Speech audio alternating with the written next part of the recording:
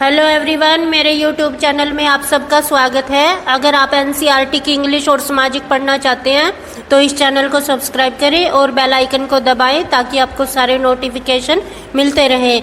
आज हम करेंगे 6th क्लास की भूगोल पृथ्वी हमारा आवास का 5th लेसन, जिसका नाम है पृथ्वी के प्रमुख परिमंडल। इस लेसन से पहले के जितने भी लेसन हैं उनके लिंक डिस्क्रिप्शन में दे दिए गए हैं। आप उनकी भी वीडियो देखें और उनकी भी जानकारी प्राप्त करें, क्योंकि वो लेसन भी पृथ्वी के ऊपर ही हैं। तो उन वीडियो को देखकर पता चलेगा कि पृथ्वी कैसी है और यह सौरमंडल में कहाँ पर पाई जाती है। इसके अलावा आज हम जो लेसन करेंगे ये लेसन आपको 7वीं क्लास में भी पढ़ना पड़ेगा, इसलिए आप ये लेसन 6ठी क्लास में ध्यान से पढ़ें, अच्छी तरह पढ़ें, ताकि आपको 7th क्लास में भी आसानी रहे। इसके अलावा इस लेसन की कुछ बातें आपको 8th क्लास में भी पढ़नी पड़ेंगी जो भूमंडल से संबंधित है। ये कह सकते हैं कि ये लेसन आपको 7वीं 8वीं में काम आएगा, इसलिए आज ये लेसन आप ध्यान से पढ़ें।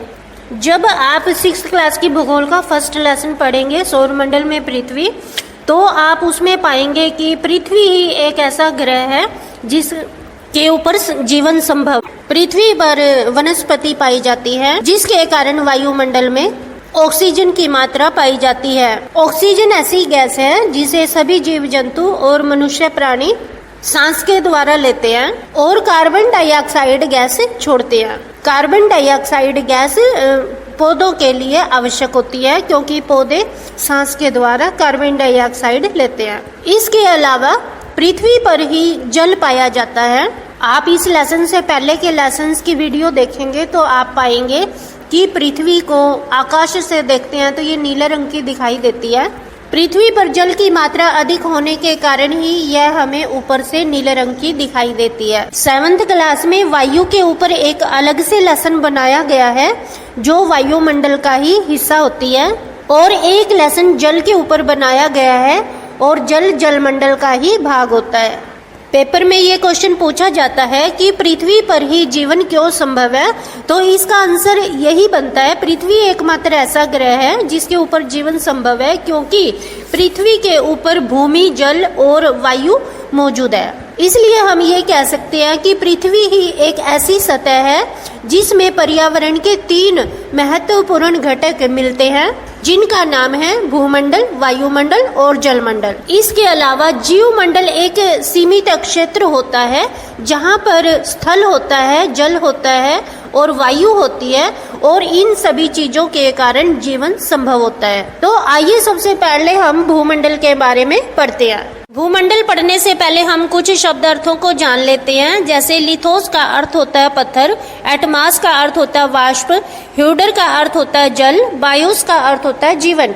इस तरह से ये शब्द भूमंडल, वायुमंडल, जलमंडल और जीवमंडल से संबंधित है। आइए हम भूमंडल के बारे में ज्यादा जानकारी प्राप्त करते हैं कि भूमंडल किसे कहते हैं। साधारण शब्दों में पृथ्वी के ठोस भाग को भूमंडल कहा जाता है। पृथ्वी के ऊपर वाले भाग को, जो सबसे ऊपर वाला परत होती है, उसको भूमंडल कहते हैं। इस तरह से आपने देखा होगा कि चट्टानों और खनिज पदार्थों के ऊपर एक मिट्टी की पतली सी परत जमी होती है जिसे भूमंडल कहते हैं, जिसमें वनस्पति उगती है, पेड़ पौधे उगते हैं और हमें पेड़ पौधों से ऑक्सीजन प्राप्त होती है जो सांस लेने के काम आती है।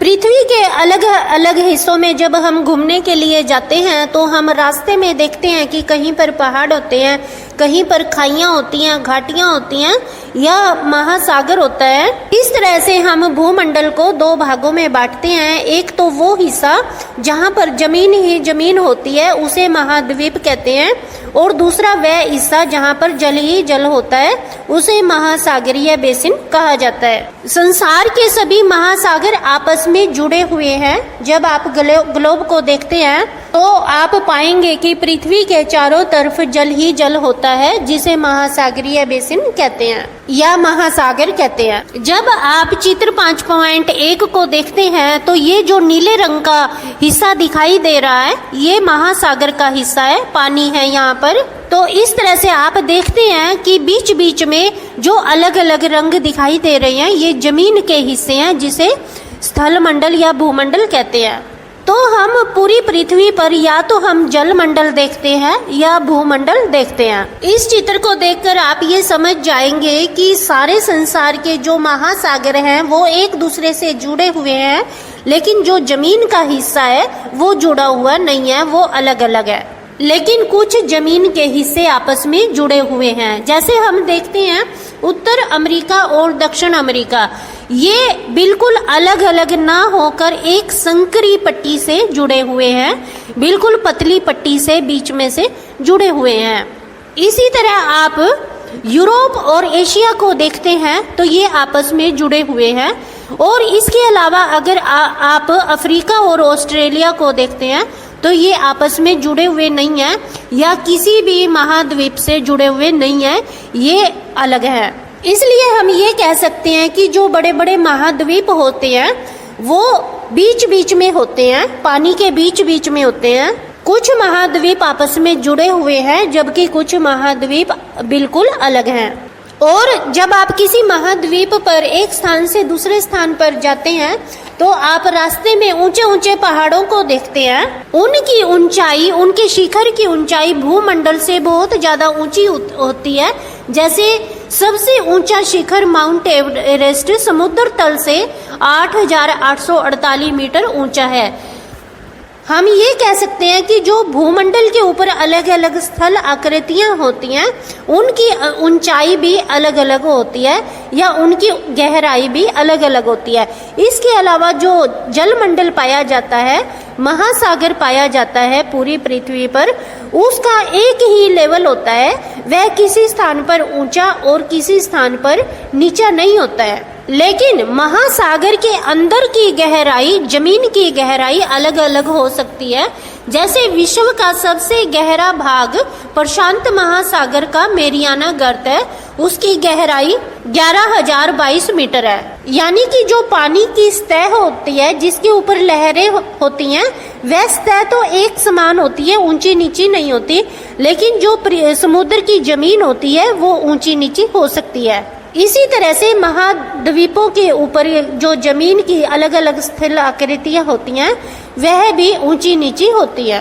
संसार के अंदर 7 प्रमुख महाद्वीप पाए जाते हैं जिनके नाम हैं एशिया, यूरोप, अफ्रीका, उत्तर अमेरिका, दक्षिण अमेरिका और ऑस्ट्रेलिया। इसके अलावा अंटार्कटिका 7वां महाद्वीप है। ये जमीन के बड़े बड़े हिस्से हैं जिनको महाद्वीप कहते हैं। इनके अंदर अनेक देश होते हैं। इस तरह से सबसे पहला महाद्वीप जो संसार में सबसे बड़ा महाद्वीप कहलाता है वो एशिया है।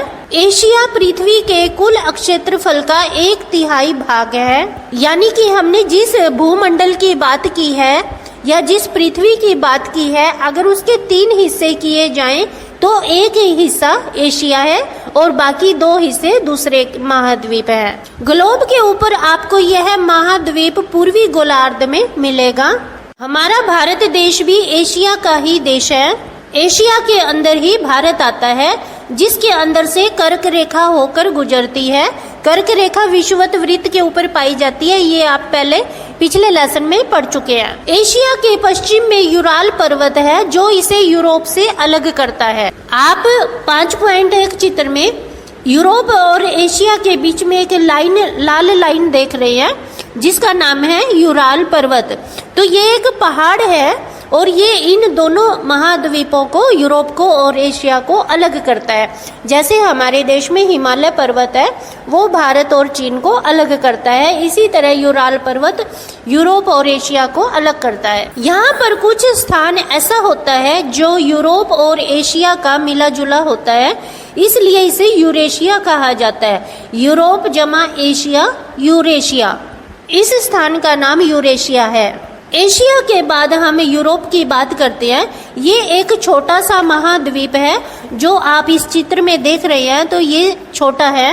एशिया से तो बहुत छोटा है और ऑस्ट्रेलिया से थोड़ा सा बड़ा है। यह महाद्वीप एशिया के पश्चिम में स्थित है। जब हम विषुवत वृत्त के ऊपर 66.5 डिग्री का कोण बनाते हैं तो वो यूरोप में जाकर मिलता है और वहीं से उत्तरी ध्रुव पर वृत्त बनाया जाता है। यह 3 तरफ से जल से घिरा हुआ है। आप चित्र में देखते हैं कि यूरोप के एक तरफ एशिया है और बाकी 3 तरफ पानी है। इससे अगला है अफ्रीका। विश्व के अंदर दूसरा बड़ा महाद्वीप अफ्रीका है। पहले हमने एशिया की बात की थी कि विश्व का सबसे बड़ा महाद्वीप एशिया है और दूसरे नंबर पर अफ्रीका आता है, जो एशिया से कुछ छोटा है लेकिन बाकी के महाद्वीपों से बड़ा है। हमने पिछले लेसन में जो ग्लोब के ऊपर 3 लाइनें लगाई थी, एक विषुवत वृत्त रेखा जिसका मान 0 अंश होता है और उससे ऊपर होती है कर्क रेखा जो 23.5 डिग्री के कोण पर बनाई जाती है और उसके नीचे होती है मकर रेखा, वो भी 23.5 डिग्री के कोण पर बनाई जाती है। ये तीनों रेखाएं अफ्रीका में से होकर गुजरती हैं। आप इस चित्र में देख रहे हैं कि सबसे बीच में होती है विषुवत वृत्त रेखा, उसके ऊपर है कर्क रेखा और नीचे है मकर रेखा जो ड्रेकेंसबर्ग में से होकर गुजर रही है। अफ्रीका का बहुत बड़ा भाग उत्तरी गोलार्ध में स्थित है। क्योंकि हम विषुवत वृत्त के ऊपर वाले हिस्से को उत्तरी गोलार्ध कहते हैं और उससे नीचे वाले हिस्से को हम दक्षिणी गोलार्ध कहते हैं, तो आप इस चित्र में देखते हैं कि विषुवत वृत्त के ऊपर बहुत बड़ा अफ्रीका है और उसके नीचे कम है। ये आप पिछले लेसन में समझ चुके हैं कि विषुवत वृत्त रेखा के ऊपर सूर्य की सीधी किरणें पड़ती हैं, इसलिए यहाँ पर बहुत ज़्यादा गर्मी पाई जाती है और जहाँ पर बहुत ज़्यादा गर्मी होती है वहाँ पर ज़्यादा वर्षा भी होती है, जिसके कारण वहाँ पर घने पेड़ पाए जाते हैं या जंगल पाए जाते हैं या मोटे मोटे पत्तों वाले पेड़ पाए जाते हैं और ये पत्ते आपस में एक दूसरे में फंसे हुए होते हैं या ऊपर से पेड़ इतने ज्यादा फैले हुए होते हैं कि सूर्य की रोशनी पेड़ों के नीचे जमीन पर नहीं जाती और जमीन पर अंधेरा रहता है और पेड़ों के ऊपर तेज धूप होती है। इस तरह से आप समझ गए होंगे कि जो संसार का सबसे बड़ा गर्म रेगिस्तान है वो अफ्रीका में है, जिसे हम सहारा का रेगिस्तान कहते हैं। चित्र में देखकर आप समझ रहे हैं कि अफ्रीका ऐसा देश है जिसके चारों तरफ पानी है, यानी कि इसके चारों तरफ समुद्र और महासागर हैं। और जो विश्व की सबसे लंबी नदी नील नदी वो भी अफ्रीका में है। ये 1 नंबर के क्वेश्चन में पाई जाती है कि विश्व की सबसे लंबी नदी कौन सी है, तो नील नदी है और ये अफ्रीका महाद्वीप में पाई जाती है। आप ये नक्शा बहुत अच्छी तरह से समझ लें, इसे प्रैक्टिस करें समझने की, या खाली नक्शा लेकर उसमें ये महाद्वीपों के नाम लिखें, नदियों के नाम लिखें, पर्वतों के नाम लिखें। आप ये अच्छी तरह याद कर ले कि किस महाद्वीप में कौन सी नदी पाई जाती है और कौन सा पर्वत पाया जाता है, क्योंकि पेपर के अंदर नक्शे आते हैं और उनके अंदर ये चीज पूछी जाती है। हम इस नक्शे में जितनी भी नदी या जिस भी नदी की बात करते हैं उसे अच्छी तरह नक्शे में देखें कि वो कहाँ पर है और उसे खाली नक्शे में भरने की प्रैक्टिस करें। इससे अगला और चौथा महाद्वीप उत्तर अमेरिका है, जो विश्व का तीसरा बड़ा महाद्वीप है। याद रखें कि हम सभी महाद्वीप जो पढ़ रहे हैं ये पहले हमने सबसे बड़ा पढ़ा, फिर हमने यूरोप पढ़ा था जो था छोटा, उसके बाद अफ्रीका हमने पढ़ा जो दूसरे नंबर पर बड़ा था। अब हम जो पढ़ रहे हैं वो तीसरे नंबर पर बड़ा है। यह दक्षिण अमेरिका से एक संकर स्थल से जुड़ा हुआ है। चित्र में आप देखेंगे कि बिल्कुल पतली किनारी से ये दक्षिण अमेरिका के साथ जुड़ा हुआ है। इसे पनामा स्थल संधि कहते हैं। स्थल संधि का अर्थ होता है कि भूमंडल का वह भाग जो 2 महाद्वीपों को आपस में जोड़ता है, इसलिए इसका नाम स्थल संधि रखा गया है। इसी तरह से जल संधि होता है जो पानी का संकरा भाग होता है। जैसे नदी होती है वो समुद्र की बजाय पतली होती है, तो वो 2 बड़ी जल राशियों को जैसे समुद्र और महासागरों को एक दूसरे से जोड़ता है। जल संधि जल के हिस्से को जोड़ती है और जो स्थल संधि होती है वो जमीन के हिस्से को जोड़ती है। इस तरह आप भारत के नक्शे में देख रहे हैं कि ये भारत के नीचे जो श्रीलंका है ये जल संधि के द्वारा जोड़ी गई है, यानी जल का रास्ता है, जल के ऊपर बनाया गया रास्ता है जो इन 2 देशों को जोड़ता है। हम उत्तर अमेरिका की बात कर रहे थे। चित्र में देखकर आप अच्छी तरह समझ गए होंगे कि यह उत्तर और पश्चिम गोलार्ध में स्थित है और इसकी 3 दिशाओं में महासागर है, यानी पानी ही पानी है। इन महासागरों के आप नाम याद कीजिए। अगर आप उत्तर अमेरिका के बाएं तरफ देखते हैं तो प्रशांत महासागर है, और अगर इसके दाएं तरफ ऊपर की यूरोप के ऊपर देखते हैं तो आर्कटिक महासागर है, और अगर आप इसके दाएं तरफ अफ्रीका की तरफ देखते हैं तो अटलांटिक महासागर है। तो उत्तर अमेरिका के 3 दिशाओं में महासागर हैं, जिनका नाम प्रशांत महासागर, आर्कटिक महासागर और अटलांटिक महासागर है। इनके नाम पेपर में पूछे जाते हैं। आगे हम बात करेंगे दक्षिण अमेरिका की, जो बिल्कुल उत्तर अमेरिका के नीचे है और पनामा स्थल संधि के द्वारा जोड़ा गया है।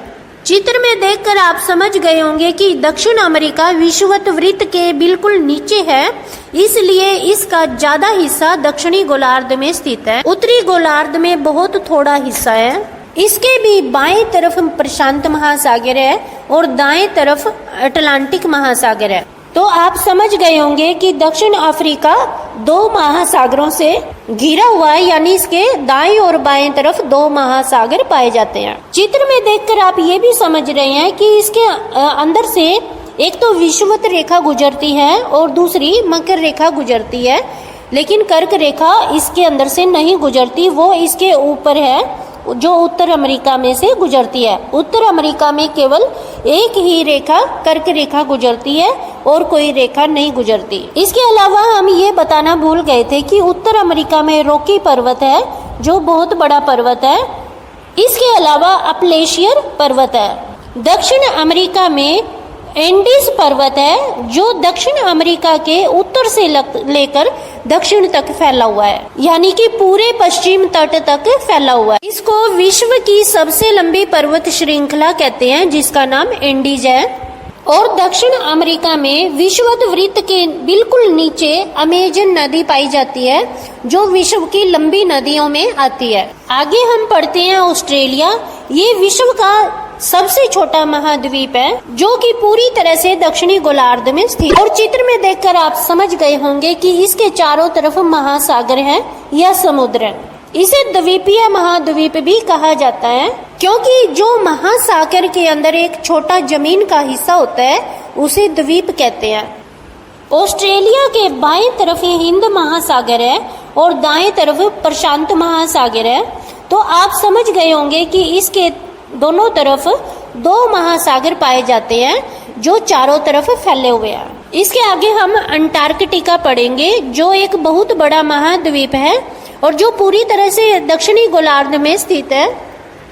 इस महाद्वीप के बीच में ही दक्षिणी ध्रुव स्थित है, या हम ये कह सकते हैं कि अंटार्कटिका महाद्वीप दक्षिणी ध्रुव में स्थित है। इसलिए यहाँ हमेशा यानी 12 मास बर्फ की मोटी परत ढकी होती है, जिस कारण यहाँ पर ना तो जीव जंतु पाए जाते हैं और ना ही वनस्पति पाई जाती है। इसलिए यहाँ पर मनुष्य का जीवित रहना भी असंभव है। लेकिन यहाँ बहुत सारे देशों ने शोध केंद्र खोल दिए हैं। भारत ने भी अपना शोध केंद्र यहाँ पर बनाया है, जिसका नाम है मैत्री और दक्षिण गंगोत्री। इन महाद्वीपों के द्वारा आपने संसार के अंदर जितना भी भूमंडल पाया जाता है उसके बारे में जानकारी प्राप्त की, जिसका कुछ हिस्सा बर्फ से ढका हुआ है और कुछ हिस्से पर ही लोग निवास करते हैं और वनस्पति पाई जाती है, जहाँ पर जीवन संभव है। आगे हम पढ़ेंगे जलमंडल। हम पहले बात कर चुके हैं कि अगर पृथ्वी को अंतरिक्ष से देखते हैं तो यह नीले रंग की दिखाई देती है, इसलिए इसे नीला ग्रह कहते हैं, क्योंकि इसके ऊपर जल की मात्रा बहुत ज्यादा है और जल के कारण यह दूर से नीले रंग का दिखाई देता है। पृथ्वी का 71% भाग जल से ढका हुआ है और केवल 29% भाग स्थल मंडल है, जिसके बारे में अभी हमने पढ़ा था, जहाँ पर भूमंडल पाए जाते हैं या महाद्वीप पाए जाते हैं। जलमंडल के अंदर जल की सभी चीजें आ जाती हैं, जैसे समुद्र, महासागर, नदियां, झीलें, हिम नदियां या तालाब आदि। इसके अलावा भूमिगत जल जो भूमि के नीचे पाया जाता है वह भी जलमंडल में आ जाता है, और वायुमंडल के अंदर भी जल की कुछ मात्रा पाई जाती है या वाष्प के रूप में पाई जाती है, वह भी जलमंडल में ही आ जाती है। पृथ्वी के ऊपर जितना भी जल पाया जाता है उसका 97% भाग महासागरों में पाया जाता है और ये इतना ज्यादा खारा होता है कि ये मनुष्य के उपयोग में नहीं आ सकता। इसलिए हम इतना जल होने के कारण भी हम ये कह सकते हैं कि जल का संरक्षण करना चाहिए, क्योंकि जल है तो जीवन है। और बाकी का जो जलमंडल है या जो जल पाया जाता है पृथ्वी के ऊपर, वह बर्फ के रूप में जमा हुआ होता है, उसको भी हम प्रयोग में नहीं ला सकते। जबकि जल की कुछ मात्रा भूमि के नीचे पाई जाती है और उसको भी हम प्रयोग में नहीं ला सकती या पीने के काम नहीं आती। इस तरह से हम देखते हैं कि जलमंडल की बहुत बड़ी मात्रा मनुष्य के प्रयोग में नहीं आती है या वो काम में आने के योग्य नहीं है। कहीं पर वो खारा है, कहीं पर वो बर्फ के रूप में जमा हुआ है और कहीं पर पृथ्वी के नीचे है। जल का बहुत कम हिस्सा जो खारा नहीं होता है, अलवणीय जिसे कहते हैं, उसे ही मनुष्य प्रयोग में ला सकता है, वही पीने के योग्य है। यही कारण है कि हम इस नीले ग्रह में रहने के बावजूद भी हम पानी की कमी को महसूस करते हैं। और जो पीने के योग्य पानी होता है, अलवणीय जल होता है, वह भी सूर्य की धूप में वाष्पीकरण होता रहता है, वाष्प बनकर उड़ता रहता है, उसकी भी मात्रा लगातार कम होती रहती है। जलमंडल का बहुत बड़ा हिस्सा महासागर है। तो आइए अब हम महासागर के बारे में जानकारी प्राप्त करते हैं। ये हम अभी पहले पढ़ चुके हैं कि जो पृथ्वी के ऊपर जलमंडल पाया जाता है, वो जो समुद्र के रूप में पाया जाता है, वो आपस में जुड़ा हुआ है। चाहे उनके नाम अलग है, जैसे हिंद महासागर, प्रशांत महासागर, लेकिन इन सागरों का पानी आपस में मिक्स हो रहा है, जुड़ा हुआ है। या ये कह सकते हैं कि हिंद महासागर का पानी प्रशांत महासागर में चला जाता है और इसी तरह से घूमकर प्रशांत महासागर का पानी फिर हिंद महासागर में आ जाता है। क्योंकि पानी कभी भी स्थिर नहीं रहता है, वो खड़ा नहीं रहता है, वो लहरों के द्वारा हमेशा चलता रहता है। इसलिए महासागरीय जल हमेशा गतिशील रहता है, वो चलता रहता है। और महासागर के अंदर तरंगे उठती हैं, लहरें उठती हैं, ज्वार भाटे आते हैं, महासागरीय धाराएं उत्पन्न होती हैं। ये महासागर में होने वाली 3 मुख्य गतिविधियां हैं। जैसे हमने कहा कि महासागर का पानी सदा गतिशील रहता है, कि उसमें सदा कभी लहरें उठ रही हैं, कभी ज्वार भाटा आ रहा है और कभी जलधाराएं उठ रही हैं।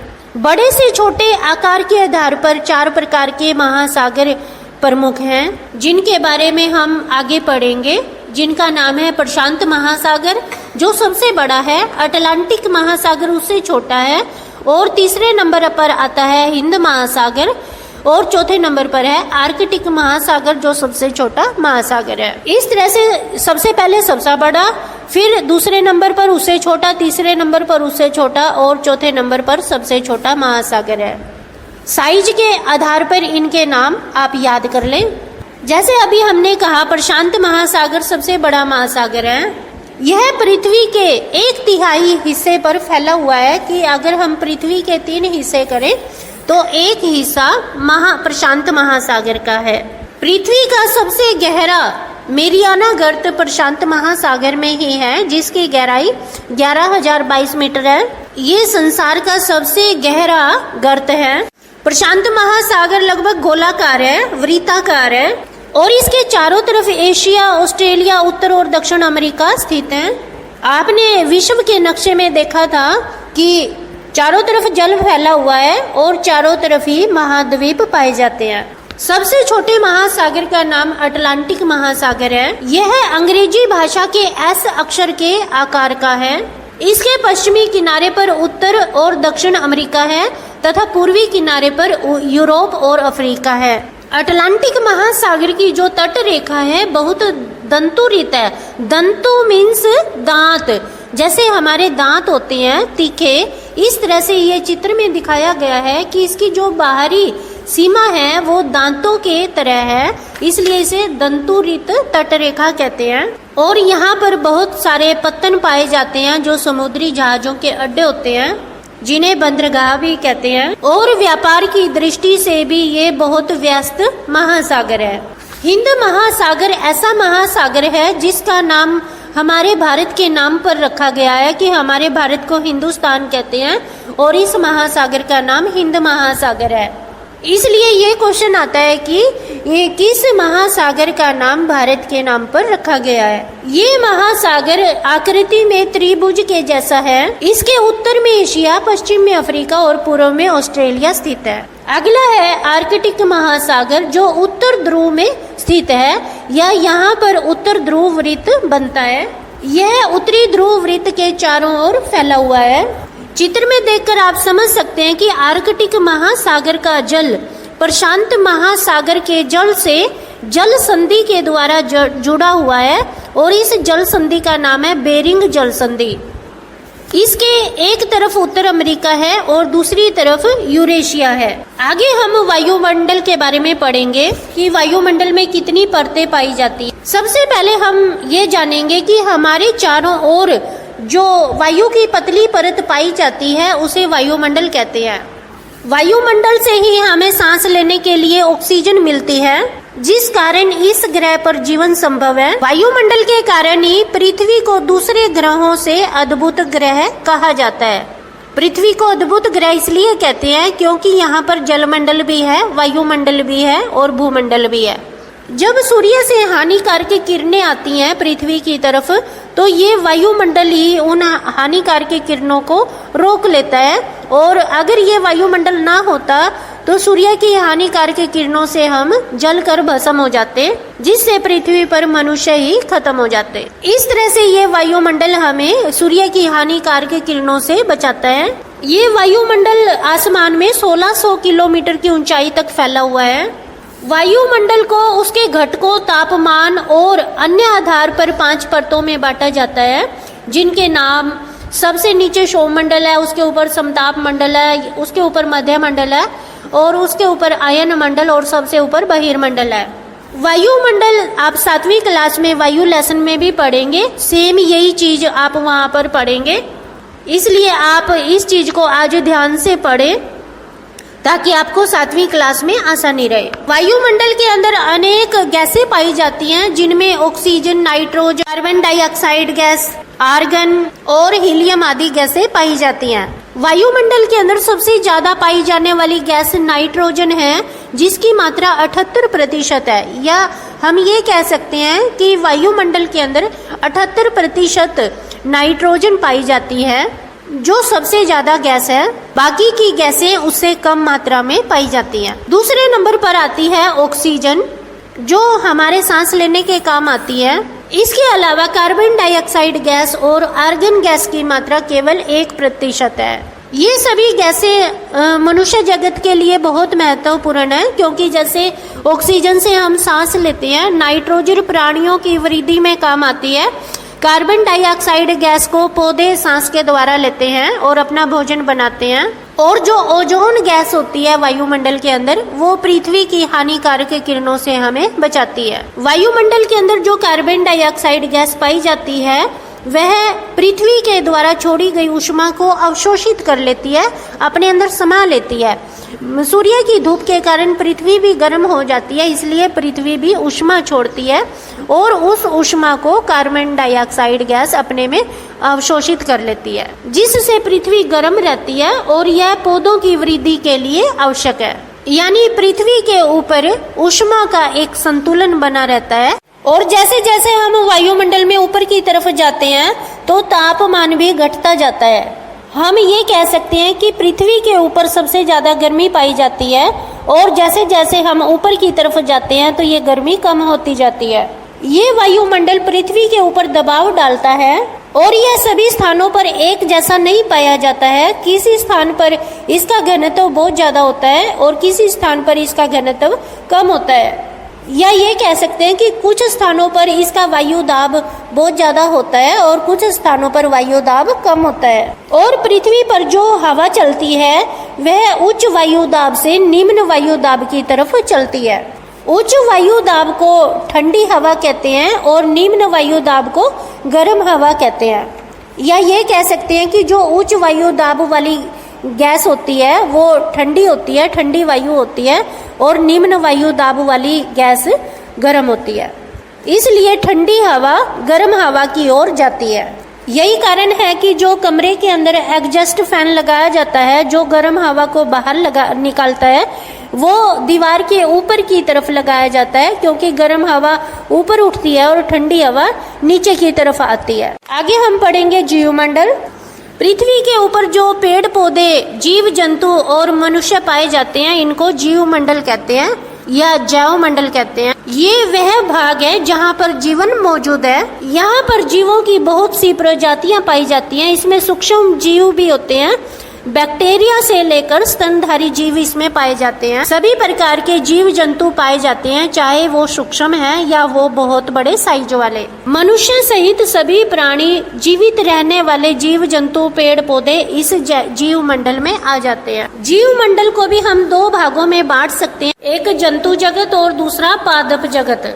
जंतु जगत में सभी जीव जंतु आ जाते हैं और मनुष्य आ जाता है, और पादप जगत में सभी प्रकार के पेड़ पौधे आ जाते हैं, जिसको वनस्पति कहते हैं। इस लेसन के अंदर हमने 3 परिमंडलों की बात की है, जिनमें भूमंडल, वायुमंडल और जलमंडल आ जाता है। ये तीनों मंडल आपस में एक दूसरे से जुड़े हुए हैं और आपस में पारस्परिक क्रिया करते रहते हैं, यानी कि किसी न किसी रूप में एक दूसरे को प्रभावित करते रहते हैं। उदाहरण के लिए अगर हम पृथ्वी के ऊपर से पेड़ों को काट दें तो वर्षा में मिट्टी बहने लगेगी, जिससे भूमि कटाव होने लगेगा।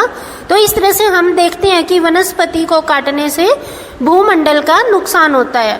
इसी तरह से पृथ्वी के अंदर जो हलचल होती है, जैसे भूकंप आते हैं, तो पृथ्वी की सतह में परिवर्तन आ जाता है। जैसे हमने इस लेसन में बात की थी कि पृथ्वी के ऊपर कहीं पर पहाड़ है, कहीं पर घाटियां हैं। ये परिवर्तन इन प्राकृतिक आपदाओं के कारण होता है, भूकंप के द्वारा होता है। जैसे जब समुद्र में सुनामी नदी आई थी तो अंडमान और निकोबार द्वीप समूह का बहुत सारा भाग पानी में डूब गया था। इसी तरह से जब झीलों में, नदियों में गंदे पानी को डाला जाता है या कूड़ा कचरा डाला जाता है, तो वह पानी प्रदूषित हो जाता है और वह मनुष्य के प्रयोग में लाने के योग्य नहीं रहता है, ना उससे खेती की सिंचाई कर सकते हैं। और ये जल दूसरे जीवों को भी नुकसान करता है, जैसे नदियों के अंदर मछलियां होती है, उनको भी नुकसान पहुंचाता है। इसी तरह कारखानों से, फैक्ट्रियों से जो धुआं छोड़ा जाता है, वो हमारे वायुमंडल को प्रदूषित करता है और जिससे हमें सांस लेने में दिक्कत होती है। और अगर हम गंदी हवा सांस के द्वारा लेते हैं तो हमें बहुत सारी फेफड़ों की बीमारियां लग जाती हैं, जिनसे हमारी मृत्यु भी हो सकती है। और कारखानों के द्वारा छोड़े गए धुएं से वायुमंडल में कार्बन डाइऑक्साइड की मात्रा बढ़ जाती है, जिससे गर्मी ज्यादा पैदा होती है। वायुमंडल में तापमान बढ़ जाता है और तापमान में ये जो वृद्धि होती है, इसे भूमंडलीय तापन कहा जाता है, जिसे ग्लोबल वार्मिंग भी कहते हैं। इसलिए पृथ्वी के ऊपर जो भूमंडल, वायुमंडल, जलमंडल पाया जाता है, इनके बीच में संतुलन बनाना बहुत ज्यादा जरूरी होता है। और ये संतुलन तभी हो सकता है जब हम पृथ्वी के ऊपर मिलने वाले संसाधनों को सीमित मात्रा में प्रयोग में लाएंगे। भूमंडल, वायुमंडल, जलमंडल और जीवमंडल, इन्हीं 4 मंडलों के कारण पृथ्वी को अद्भुत ग्रह कहा जाता है, जो किसी और ग्रह पर नहीं पाया जाता और जिसके कारण पृथ्वी पर जीवन संभव है। क्योंकि वायुमंडल से हमें सांस लेने के लिए ऑक्सीजन मिलती है, जिसके द्वारा हम जीवित रहते हैं, और पेड़ पौधों को कार्बन डाइऑक्साइड मिलती है। पेड़ पौधों से भी हमें अनेक प्रकार की चीजें मिलती हैं, जो हमारे अनेक काम आती हैं, जैसे जड़ी बूटियां, खाने के लिए फल फूल, और इनकी लकड़ी अनेक काम आती है। भूमंडल से हमें मिट्टी मिलती है, पत्थर मिलते हैं। पत्थरों को अनेक जगह काम में लाया जाता है, जैसे सड़क बनाने में, आजकल घर बनाने में भी पत्थर काम में लाते हैं, जिसके द्वारा फर्श बनाते हैं। इसी तरह से जलमंडल के भी आपने जानकारी प्राप्त की कि जल हमारे लिए कितना जरूरी है। जल के बिना तो जीवन ही संभव नहीं है। इसका प्रयोग कारखानों में भी किया जाता है और खेती की सिंचाई में भी किया जाता है और जल पीने के काम भी आता है। उम्मीद करती हूँ कि वीडियो देखकर आपको ये लेसन पूरा समझ आ गया होगा। अगर आपको ये लेसन समझ आ गया तो वीडियो को लाइक करना ना भूलें, और अगर अभी तक ये चैनल सब्सक्राइब नहीं किया है तो कर लें और बेल आइकन को दबाएं। All the best.